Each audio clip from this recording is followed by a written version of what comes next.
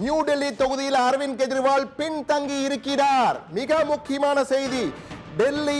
New Delhi தொகுதியில் சட்டமன்ற தொகுதியில் சட்டப்பேரவை தொகுதியில் அரவிந்த் கெஜ்ரிவால் பின்தங்கி இருக்கிறார் என்ற மிக முக்கியமான செய்தி வந்திருக்கிறது. அதே போன்று கல்காஜி தொகுதியில் அதிஷி பின்தங்கி இருக்கிறார். தற்போதைய முதலமைச்சர் அதிஷி பின்தங்கி இருக்கிறார்.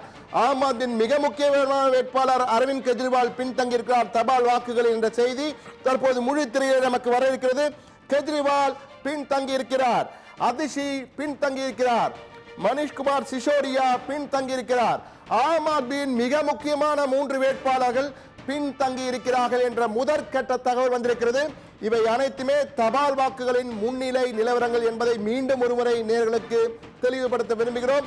தபால் வாக்குகள் குறைவான வாக்குகள் தான். பிறகு முதல் சுற்று இவிஎம்கள் தற்போது பிரிக்கப்படுகின்றன.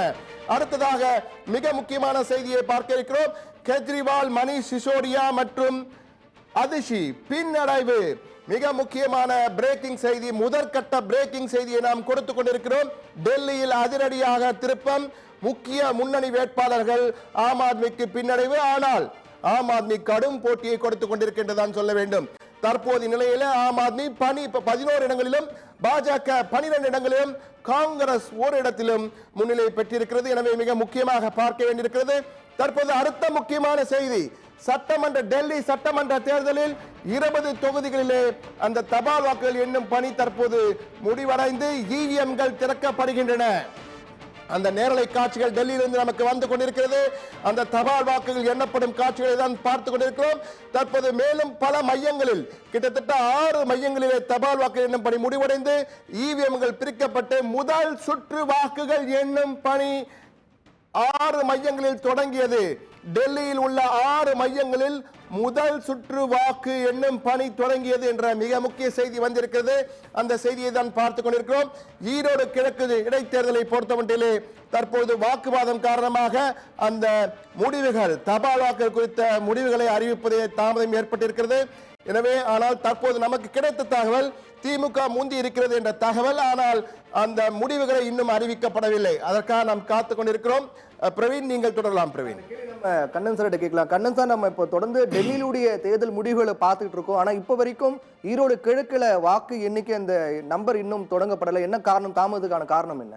ஈரோடு கிழக்கு தொகுதியை பொறுத்தவரை இந்த தபால் வாக்கு என்னும் பிரச்சனையிலேயே நாம் தமிழர் கட்சியின் வேட்பாளர் சீதாலட்சுமி ஒரு எதிர்ப்பு தெரிவித்ததால் சற்று தாமதமாகி கொண்டிருக்கிறது. இதனால்தான் அங்கு தபால் வாக்கு எண்ணிக்கையில் அந்த வாக்குகளின் எண்ணிக்கையை கரெக்டாக திமுக பெற்ற வாக்குகள் எவ்வளவு, நாம் தமிழர் கட்சி பெற்ற வாக்குகள் எவ்வளவு என்பது தொடர்பான அந்த தகவல்களை இன்னும் அதிகாரப்பூர்வமாக வெளியிடாமல் நிறுத்தி வைத்திருக்கிறார்கள்.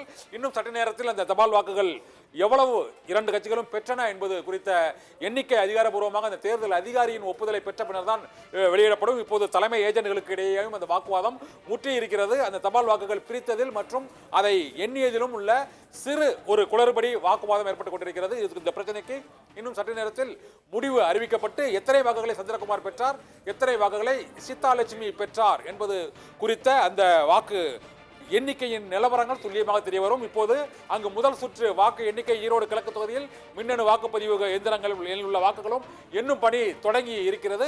இதுவரை எண்ணப்பட்ட அந்த தபால் வாக்குகளில் திமுக வேட்பாளர் முன்னிலை வகித்திருக்கிறார். இருந்த போதிலும் அதில் 2 கட்சிகளின் அந்த சீஃப் ஏஜென்ட் என்று அழைக்கக்கூடிய அந்த முகவர்கள் கையெழுத்திட வேண்டும். அதன் பின்னர் தான் அந்த வாக்கு எண்ணிக்கை நிலவரத்தை அவர்கள் அறிவிப்பார்கள். இதனால் இன்னும் சற்று நேரத்தில் ஈரோடு கிழக்கு தொகுதியை பொறுத்தவரை இந்த வாக்கு எண்ணிக்கை நிலவரம் வெளியாகும் என எதிர்பார்க்கப்படும்.